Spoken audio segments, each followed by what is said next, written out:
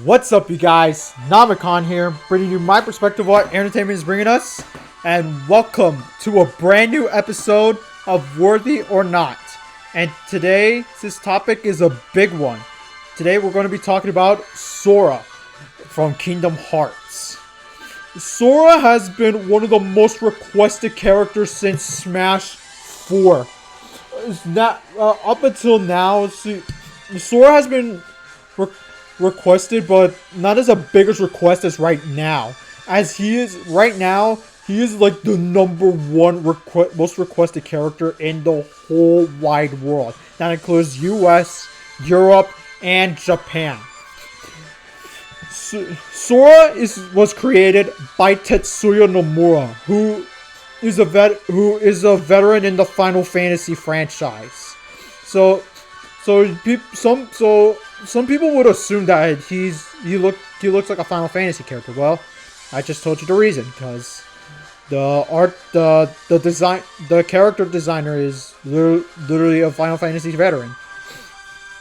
Now, Kingdom Hearts was created solely for this reason, a crossover between Final Fantasy and Disney.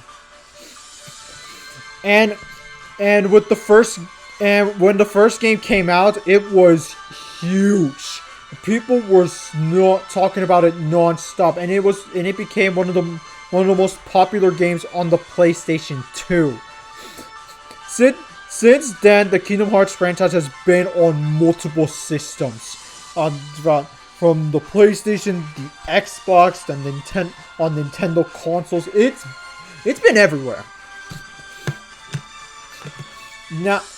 Now, why is so do I think Sora is worthy of being in Smash? Is the main question. Absolutely. Kingdom Hearts has made a name for itself as one of the biggest hack and slash franchises in the gaming industry. With so many RPG elements heavily borrowed from other Square Enix franchises, Sora has so many moves to pull from. For him being an absolute blast to play in Smash Brothers. He uses Thunder, Fire, Blizzard, and his Keyblade should be a no-brainer, since it's literally the primary weapon from Kingdom Hearts. And he has a lot of forms to pull from. A Wisdom form, Valor form. I'm pretty sure that the forms should be his alternate costumes, I believe. And his other alternate costumes should be from his friends too. Sora, Kairi. Oh wait, he should have a costume based on the Organization 13. Oh wait, that should be a me costume. Yeah, an Organization 13 uniform. Along with Riku and Kairi has me costumes. And as for stage, there's quite a bit I can think of. Destiny Islands would be good. With Traverse Town, Scala ad Kylum. Well, yeah, like I said. Yeah, there's a lot to pull from in terms of stages, but if I would personally choose Destiny Island, since that was literally the hub world in the first Kingdom Hearts game, and I'm pretty sure most of the Kingdom Hearts fans played the first game, and they've stuck to the franchise since then, despite the storyline being an absolute mess.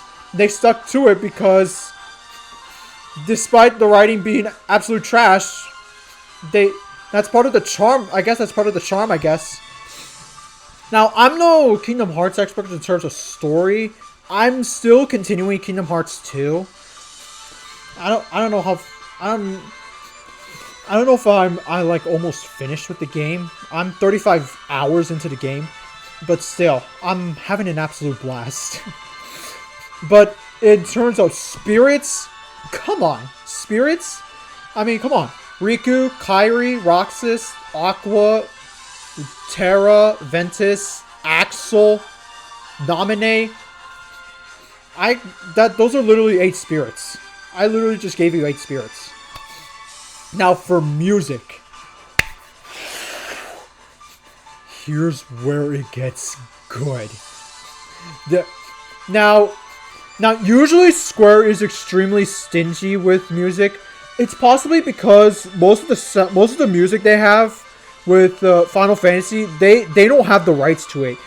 The rights to most of the Final Fantasy tracks are by the composers. And as for Dragon Quest, it's the composer itself. The composer himself is notoriously stingy, and he's an absolute dickhead. Now, where does Kingdom Hearts play into this?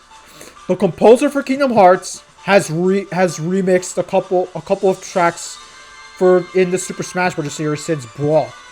This composer has also worked with Nintendo since Super Mario RPG. And she's also composed every single Mario and Luigi games. So I'm pretty sure she would have no issues in allowing most of her songs to be in Smash.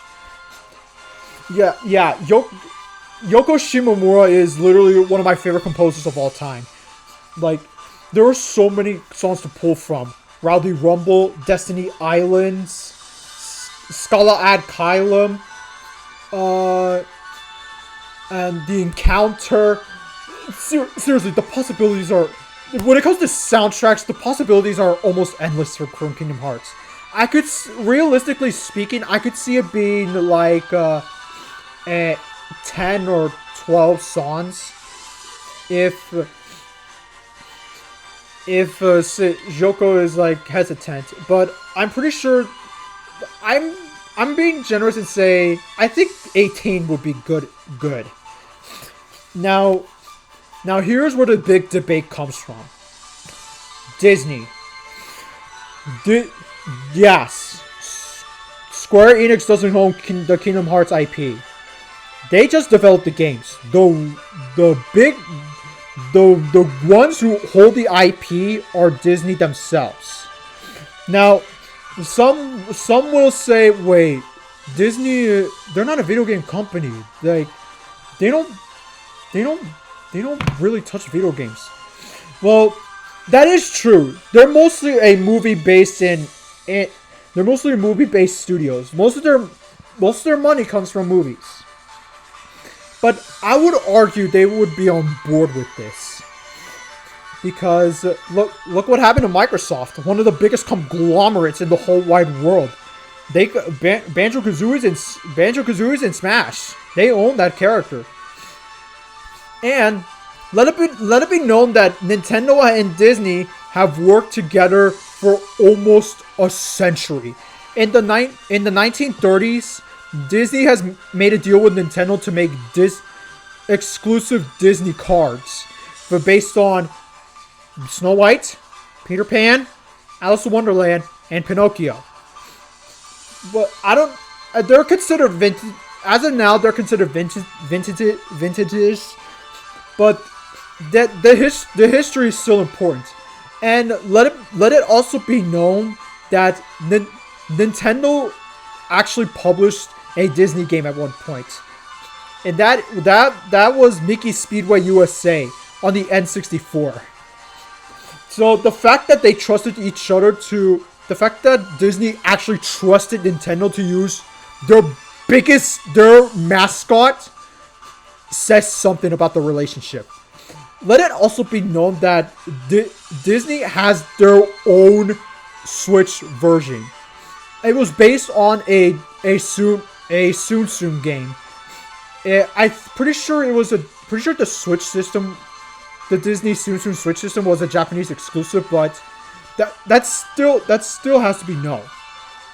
Over the years, Disney has been has been chill with their video game companies using their properties and video game systems. I mean, come on, let it be known that for Epic Games is using most of their Marvel heroes in Fortnite. Wolverine, Captain America, Psylocke.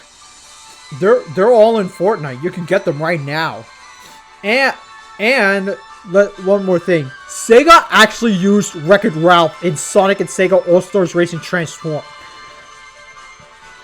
Well, it's mostly because both Sonic was in Wreck-It Ralph, but that's still a pretty good evidence towards Sora. It has been confirmed by HMK himself, but that the Disney Vice President of Japan is that he would be fine with putting Sora in Smash. It's just that Nintendo would have to approach them. So, what do I think of the chances with Sora? I think the sky's the limit for Sora. I mean, as of right now, Kingdom Hearts Melody of Memory is not only coming to the PS4, but also the Nintendo Switch and the Xbox One. You can play almost every single Kingdom Hearts game on the PS4 and the Xbox One, but on the Switch, it's just Melody. As of right now, it's just Melody of Memory, which is coming out like in a few months. But I still think that's a pretty good evidence towards Sora, because they in the most recent Nintendo Direct Partner Showcase, that was literally the first. Melody of Memory was literally the first thing they talked about, and I still think that should be taken seriously, because they know that Kingdom Hearts is a really big IP in the gaming industry, and it also helps that it's one of Square Enix's more popular franchise. And now that Square Enix has Hero, I think the sky's the limit for Sora being the sole Disney representative. I mean, can you imagine? I mean, as if seeing the Microsoft trademark in Smash wasn't mind-blowing enough, imagine seeing the Disney trademark in a Nintendo game. God, that would be an absolute dream come true. I always dreamed of seeing Mario and Mickey all in one game. God, that would be the absolute dream. Otherwise, what do you think of Sora's chances? Or are you on board with Sora being playable in Smash? Yes or no? Let me know in the comments down below. This is Namicon, and I'll see you next time.